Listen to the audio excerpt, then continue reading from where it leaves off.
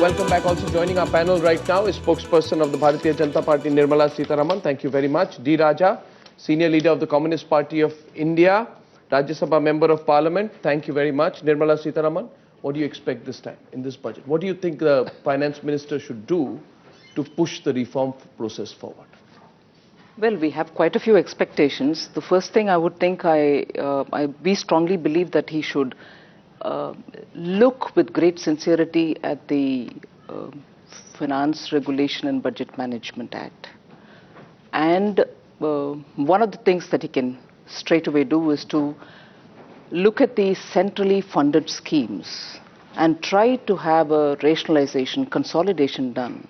So that overlaps are avoided and some surplus funds which can come out of it. I wouldn't want to call it surplus, but those overlaps which can be. The centrally sponsored schemes which are running over the years till now. You want them all pulled out? We are saying look at it from a more realistic point of view and consolidate. Did you speak more specific? I'm not going to great details at this moment, but it has all been discussed over the years, and therefore we expect him to avoid the overlaps, make sure the money is accounted for, and then allocate in a far more rational way. That is one thing. Subsidies to be cut. One minute. I will definitely allow all your interruptions, but if I can tell you the list of expectations that we have, that's one of the things. The second thing is, yes, we want a spur in growth. Otherwise, the declining growth is not a good message. We want the savings to be given a greater impetus.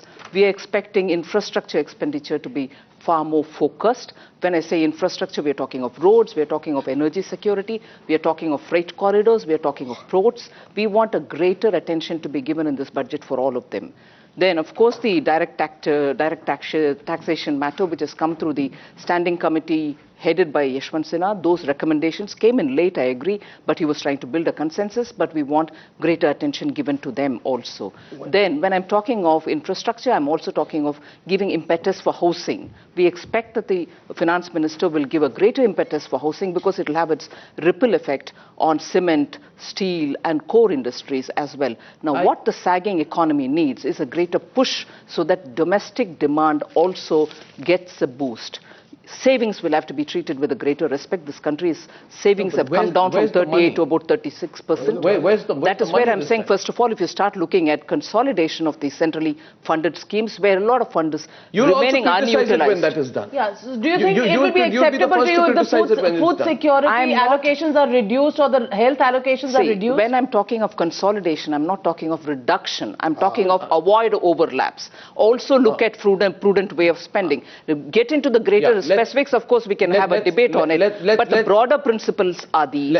We want a greater emphasis done on these kind of lines. So that will the left party support that? Will Mr. D. Raja, Mr. D. Raja, good morning. Will you support today if the government begins to rationalize all its social sector spending, which has gone up to almost 20% of overall central spending? Will you support that? Do you think that is the way forward? If you go by the promises of the government given in the President's address, government will have to step up investments in agriculture. It has to step up investments in social sector, particularly on education and health.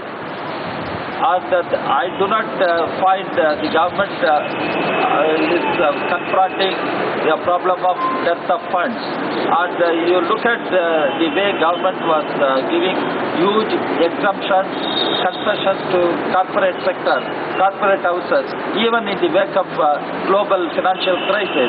And government will have to rationalize that part of the budget, why government should go on bailing out the corporate houses and doling out the huge concessions and exemptions to corporate houses.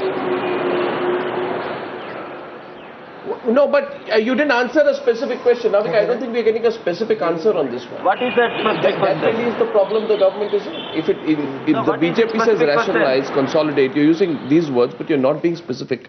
Nobody's going to say cut. No politician is going to say cut. Cut is a no-no word. Money grows on trees, so therefore money will come from somewhere as long as we don't cut anything. And Meghnad is saying while money grows on trees, you don't have money for the fertilizer, right? Exactly. See, I think you have in these two cases two very different perspectives, and this is precisely what. Here is Nirmala, who's essentially saying cut wasteful expenditure. True. By the word consolidation is diplomatese for that. The economics for that. Okay, It is I would say perfectly accepted economics. never mind whatever the But terminology. their party itself But will- D. Raja says corporate sector, squeeze them.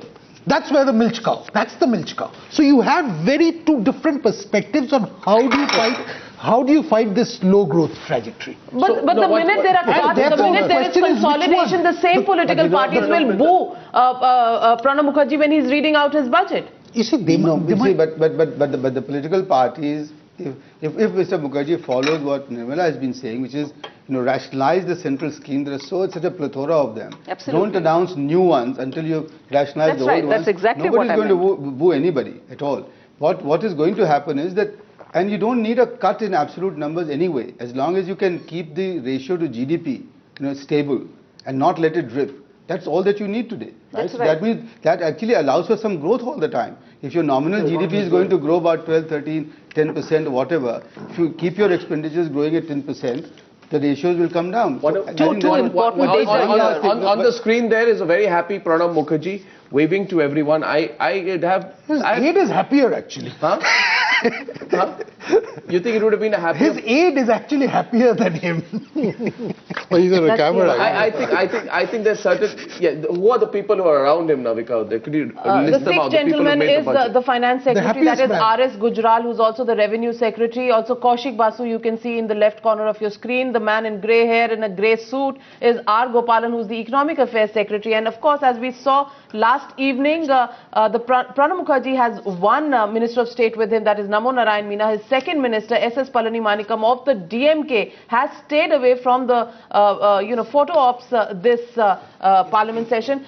Interesting, Arnab, at this stage, Pranab Mukherjee has picked up his briefcase of the budget. He's leaving North Block and he will drive up to Rashtrapati Bhavan. He will go and have a cup of tea with the president. The president is the custodian of the Consolidated Fund of India, and this is a protocol issue. He will call on her before he heads for Parliament, where there is a cabinet meeting at 10 o'clock, where the budget will be shared with the rest of the cabinet at 10 o'clock. One of the biggest players in the Bombay Stock Exchange, Ramesh Damani, now joining us. Mr. Damani, good morning. What are the markets going to be looking at? What will make them happy? What will make them upset?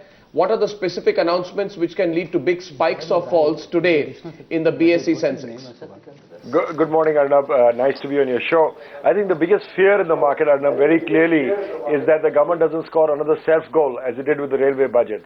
I think that would be a disaster. What the market wants, of course, is a more reform-oriented, opening up FDI, a more competitive budget.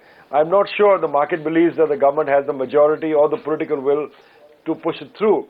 That's the bad news. The good news, of course, is that if you just deliver a regular budget without too many twists and turns, I think the market's liquidity will take care of itself. So I think after absorbing the budget, the market will just climb it and move higher, based just on global liquidities, which is fairly strong. You're saying the market is worried about political stability? So what indication will they see to get a sense of how stable the political structure is? Well, I'm not sure the read in the budget, but for example, the litmus test for the government would be if they can increase, say, diesel prices, which is creating an unbearable burden on the public exchequer. What is the situation dealing with the fiscal deficit? I think market will be looking for clues of that. I'm not sure all of them will be in the budget. They're more likely to be presented after Parliament is in recess. Well, Can I very quickly add something here? I'm not reading too much into what he said, but then I feel this is the first time probably we are having a pre-budget discussion, not so much on what is going to come in the contents. As a political party's representative, maybe I'm saying that. But market is looking at two important things, that this government lacks political will, and that this government's efforts will have to be more in keeping the allies together and whether they have the numbers. Yeah. So the contents is really lost out. Really, nobody is looking at great things happening in the contents, and therefore it is a political management which is going to take Damani, not to say that nobody is looking at the contents, because market, I'm not saying nobody. Market is definitely looking at the fiscal considerations. Exactly. They're looking at that. Absolutely. And that is what will drive it. And because Mr. if there is no plan, then you had it. they know Mr. that the Damani, do you think, are you being realistic? Are you going to expect any reform measures to be announced in the budget, or has the market factored that not having many expectations on big reforms in this budget? there are fairly low expectations, to be honest with you.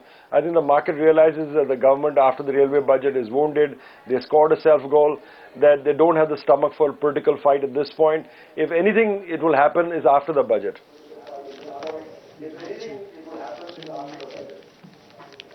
Yeah, I have a few of our panelists have a couple of comments to what you said, Mr. Damani. Please stay on with us. Market saying, for example, decontrol of diesel. They are going to. I'm just looking at the headline issues that the markets are very sentimental about a few issues.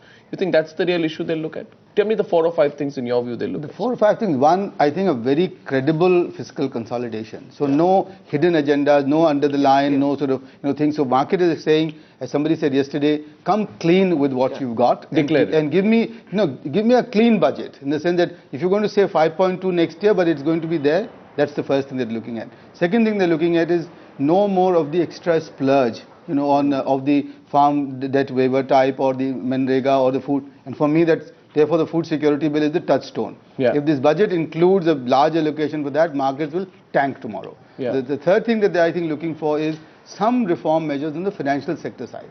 Because that's no opposition party is going to oppose that. The pensions, insurance, the banking reforms bill, that's been pending there. That's the third one, which the finance ministry can do. And finally, I think the markets are looking at some allocation for the GST.